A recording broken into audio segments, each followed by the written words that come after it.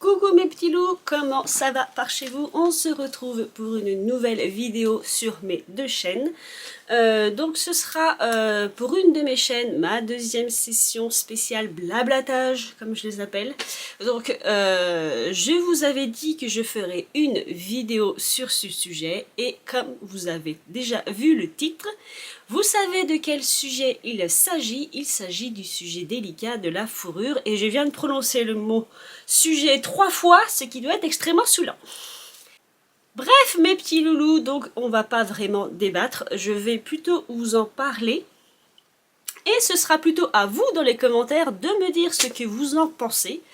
Voilà, donc pourquoi j'en parle? Donc comme je suis sur mes deux chaînes, je vais refaire un petit récap. Je suis fan de l'ancien et il s'avère que je suis fan des années 20, 30 et 40 et 50 et que c'était une période où la fourrure était assez usitée dans la mode.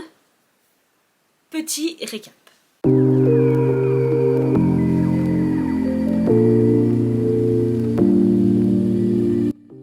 Donc, à la base de l'humanité, on le sait très bien, la fourrure était un moyen de protection contre le vent, contre le froid, contre la pluie.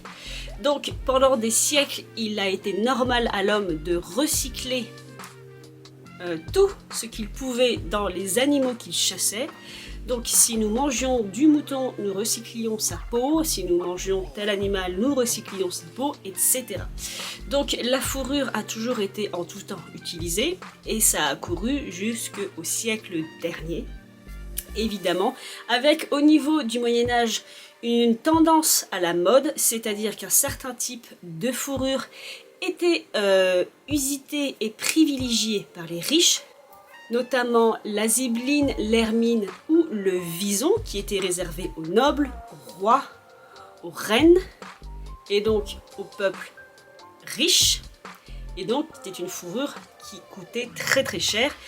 Quant aux classes les plus basses, on se contentait, comme je le disais, des peaux de chèvre, de mouton, des plumes d'oie, etc. Bref, cette petite mode a couru, comme je disais, jusqu'au siècle dernier, donc le XXe siècle. On le sait, jusqu'à peu près, on va dire, la moitié du XXe siècle, c'était aussi un article privilégié par les riches. Tout le monde ne portait pas des manteaux de vison et c'était très utilisé dans la mode. Mais passé les années 50, cette mode était un peu plus accessible à tous. Donc on a vu le développement du cuir et de la fourrure, on va dire dans la mode de tous les jours. Il y a eu un petit passage à vide et dans les années 2000, c'est revenu à la mode et notamment par John Galliano qui l'a réinvesti et réutilisé dans ses défilés haute couture. Et on sait notamment que jusqu'à il y a encore l'année dernière, c'était un grand débat pour le monde du luxe et de la haute couture, faut-il garder la fourrure? Donc pour tous ceux que ça intéresse, le débat avance, certaines marques l'utilisent encore, mais beaucoup de marques y ont renoncé, notamment les marques appartenant au groupe Kering. Vous avez notamment dans ce groupe Saint Laurent, Veneta Bottega, Gucci, Balenciaga, Alexander McQueen et Brioni. Donc ce groupe Kering a décidé d'arrêter l'utilisation de la fourrure dans ses collections à compter de la collection automne-hiver 2022. Armani a été signataire du pacte de la mode lors du G7 et renonce lui aussi à la fourrure, ou tout du moins renonce à l'utilisation de l'angora pour les prochaines saisons mode, pareil, automne-hiver 2023. Quant à la marque Valentino par exemple, il se déclare l'année dernière être à la recherche de nouveaux matériaux capables de remplacer ces matières et déclare que pour leur groupe, presque la totalité de l'utilisation de la fourrure viendrait à disparaître d'ici le début de cette année, donc le début de l'année 2022. Il existe aussi dans le monde de la mode et de la haute couture des petits ovnis. Par exemple, la créatrice Stella McCartney n'a jamais utilisé de matériaux à provenance animale pour la simple et bonne raison qu'elle est végane et que donc elle a toujours proposé une mode hors matériaux de provenance animale. Et ce petit monde est bousculé puisque ça va jusqu'au changement de certains magazines, notamment le magazine Elle déclare qu'il n'y aurait plus dans ses pages de représentation de vêtements de provenance animale. Et donc qu'il n'y aurait plus de fourrure représentée dans les pages de leur magazine. Voilà mes petits loulous pour le petit topo sur la fourrure. Donc on se rend compte que doucement les mœurs se changent, notamment dans la haute couture qui était encore on va dire des plus grands utilisateurs de la fourrure dans leur collection. Et on voit aussi un nouveau mouvement où on dénonce de plus en plus les fermes à fourrure, notamment les fermes à fourrure présentes en France. Et on voit régulièrement des scandales, des articles, des youtubeurs parler et dénoncer de toutes les fermes à fourrure qui puissent exister en Europe, en France et de par le monde. Soit il y a de l'avancée dans le monde de la mode, mais qu'en est-il de la seconde main? Et c'est de là que mon débat va partir. Je m'explique. Comme vous le savez, je suis fan des années 20, 30, 40 et 50. J'ai, quand il était encore possible, participé à des salons vintage. Et dans ces salons vintage, il est revendu toutes sortes de fourrures, puisque ces manteaux de fourrure étaient plutôt fréquents durant ces décennies. Je note aussi que dans beaucoup de salons, et pour marquer des tenues authentiques, certaines femmes portent des vêtements véritablement anciens et pour vraiment coller à l'esthétique d'une certaine époque, portent aussi de la fourrure. Donc, mon débat du jour, entre guillemets, c'est qu'en est-il de la seconde main? Est-ce que vous seriez prêt à porter de la fourrure ou non, même si c'est de la seconde main? Pensez-vous qu'il est utile de les réutiliser plutôt que de les brûler ou les jeter? Quel est votre avis?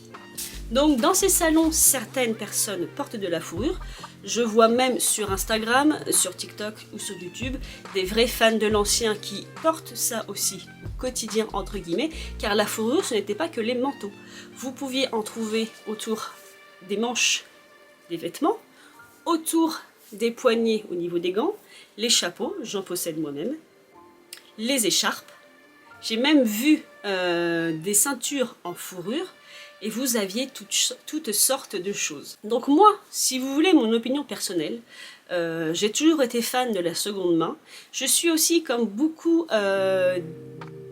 d'adoratrices ou d'adorateurs de l'ancien, héritière de vêtements, c'est-à-dire que j'ai des manteaux, par exemple un manteau en astrakhan qui appartenait à la belle-mère de ma grand-mère adoptive.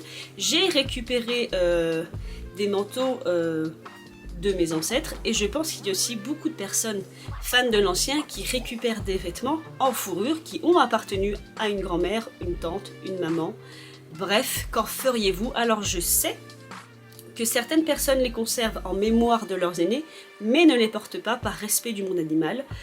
Voilà. Donc, est-ce bien grave de porter un vêtement qui a 80 ans, même si c'est de la fourrure? Qu'en pensez-vous? Et surtout, ma réflexion se pousse aussi plus loin. Il s'avère que si, par exemple, dans les années 80, la fourrure était moins à la mode, il n'en était pas de même pour le cuir. Beaucoup de vêtements en cuir que je trouve dans mes friperies sont des années 80.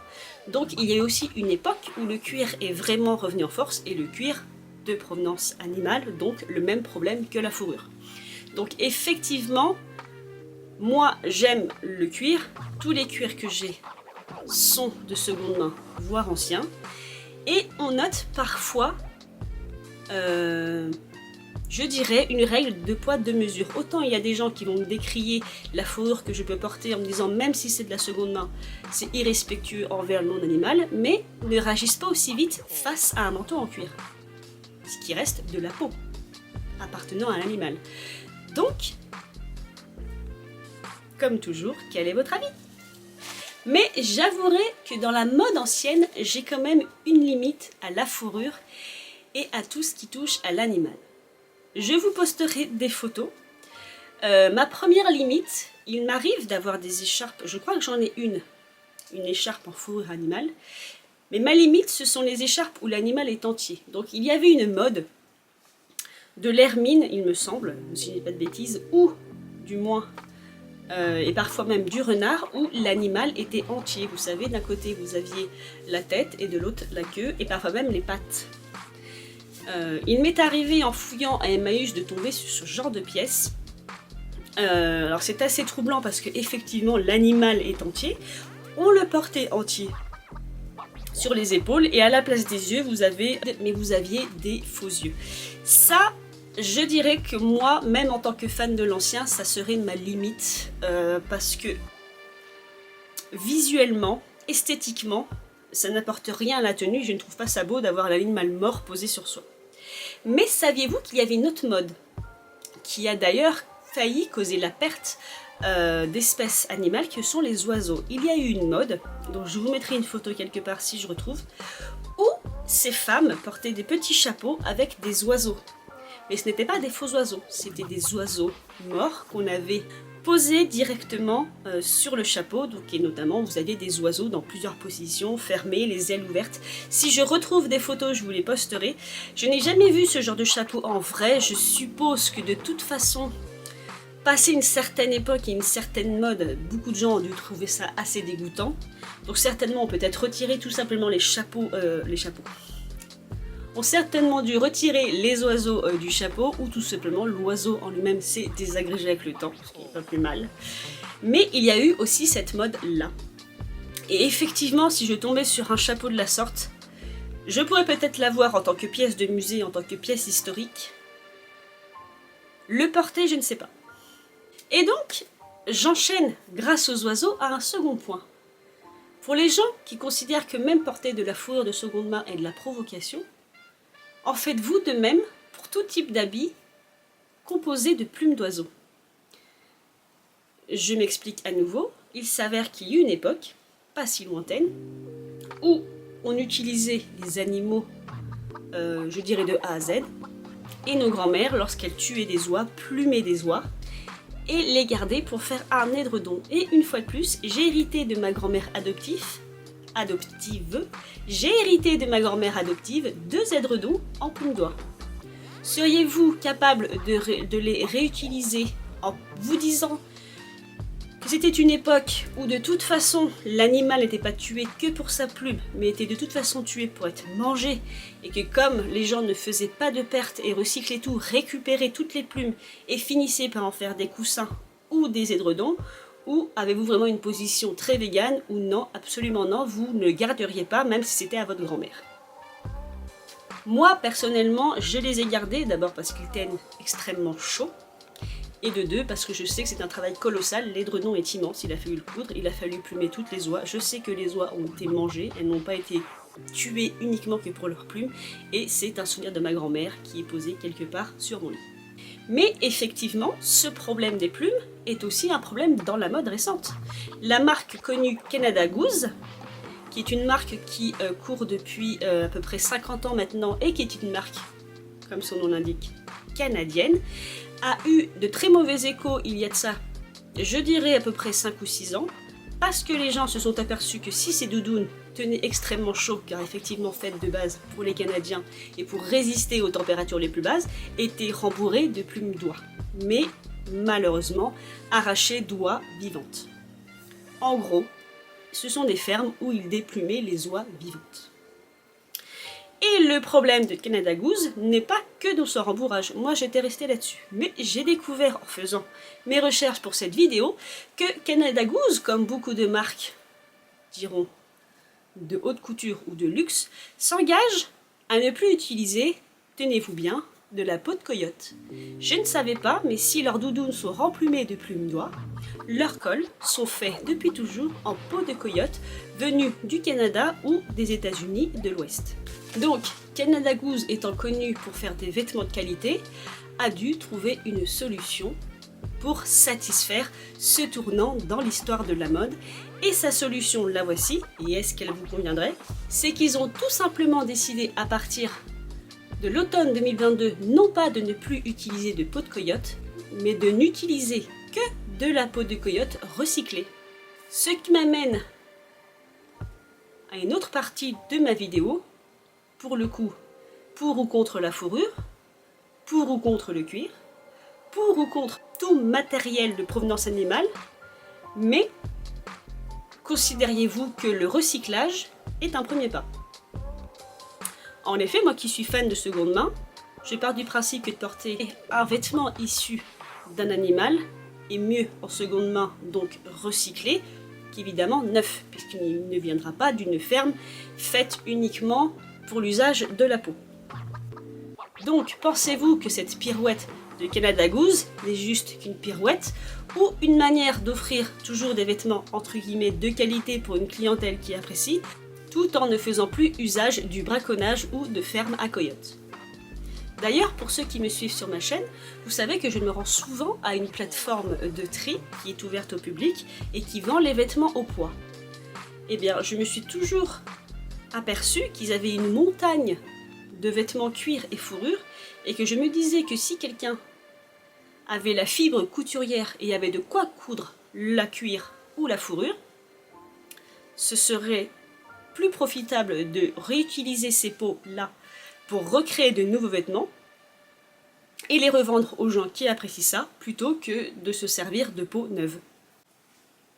D'ailleurs, si mon sujet de base est la fourrure et donc le matériel animal, j'ai tendance à avoir aussi cette pensée pour un autre matériel auquel on ne pense moins, qui est le bois. Je suis plus à même d'acheter une table à Emmaüs, une armoire à Emmaüs, en me disant que le bois a déjà été utilisé et que je peux le réutiliser, plutôt que d'acheter un meuble en bois exotique neuf, tout en sachant que c'est un arbre qu'on a abattu uniquement pour faire une table de salon. Donc moi, assez étrangement, j'ai ce principe aussi pour le végétal.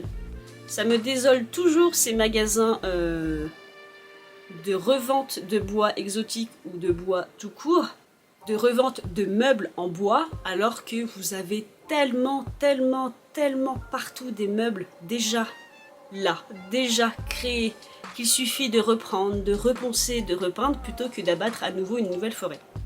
Et je me demandais si vous aussi, si certains d'entre vous avaient ce système de pensée. Tout comme pour la fourrure ou le cuir animal, que l'on peut recycler plutôt que d'abattre de nouveaux animaux juste pour leur peau, peut-on en faire de même pour les arbres? Se contenter d'acheter toujours de la seconde main en termes de meubles, plutôt que d'acheter des bois qui sont sortis de forêts qu'on aura abattus.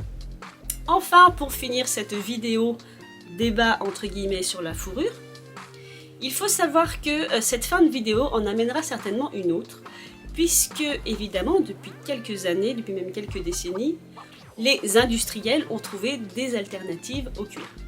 Évidemment, il y a le cuir végétal, mais il y a aussi, et depuis les années, on va dire 90-2000, l'avènement du faux cuir par le plastique.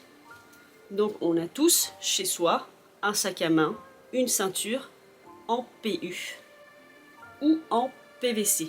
Il y a dans les années 80 la naissance de l'utilisation du PVC pour beaucoup d'accessoires qui continue. Et j'ai découvert il y a peu, en travaillant pour cette vidéo, alors c'est pas vraiment une découverte, mais je ne m'étais pas aperçue de ce système vicieux, c'est-à-dire que certains sites vont vous vendre sac à main en cuir vegan, ceinture en cuir vegan. En fait, le terme vegan est uniquement utilisé pour vous donner une certaine conscience écologique et vous dire, vous voyez, je vous vends un sac à main qui n'est pas en cuir animal. Par contre, ce sac à main vient de Chine et est construit dans un matériel horrible tiré du pétrole. Et en fait, beaucoup de marques dites fast fashion ont ce qu'on appelle le greenwashing, qui veut dire tout simplement se donner une bonne image écologique pour littéralement revendre des produits de merde. Donc très souvent, vous verrez des marques comme Zara, Shein pour ce qui est de la vente en ligne, Nasty Girl, tout ce genre de type de boutiques qui fabriquent dans un pays dont je ne nommerai pas le nom, mais que tout le monde connaît, va vous vendre des produits PVC ou PU en vous disant mais c'est très bien de me les acheter, c'est pas du cuir animal. Par contre, ce sont des produits à base de pétrole, construits avec des produits chimiques extrêmement toxiques par des gens qui sont des semi-esclaves, voire des esclaves. Et du coup, cette fin de vidéo enchaînera sur une prochaine, le greenwashing et la fast fashion. Essayez de voir si vous voyez autour de vous des publicités, que ce soit sur internet ou en vrai, des marques que vous reconnaissez comme revendant des produits de fast fashion, vous bercez d'illusions écologiques. Bref, mes petits loulous, j'espère que ce nouveau type de vidéo vous aura plu. Alors effectivement, comme je vous le disais au début, ce n'est pas vraiment une vidéo débat, c'est plutôt une vidéo où je vous donne mon avis à moi. Et dites-moi ce que vous en pensez en commentaire. Alors, comme je le disais sur une vidéo, moi je suis pour les débats, mais pas pour les baffes dans la gueule. On peut débattre de manière bien élevée et donner son avis sans cracher sur les autres. Après, peu importe, plus j'ai de commentaires et plus j'ai de vues. Je dis ça surtout aux gens qui font des commentaires désagréables, vous ne vous rendez pas compte, mais plus vous mettez des commentaires, en fait, plus l'algorithme me relève dans les vues. Donc, quitte à faire un commentaire, autant qu'il soit ludique et agréable. Voilà mes petits loulous, dites-moi ce que vous en pensez. Si vous êtes fan de l'ancien, avez-vous chez vous récupéré des fourrures de grand-maman? Portez-vous des fourrures dans les salons? Portez-vous des fourrures en dehors des salons? Portez-vous du cuir? Portez-vous de la plume? Car oui, j'ai pas vraiment trop élargi le sujet, mais il y a énormément de chapeaux que je collectionne qui possèdent des plumes de toutes sortes d'oiseaux.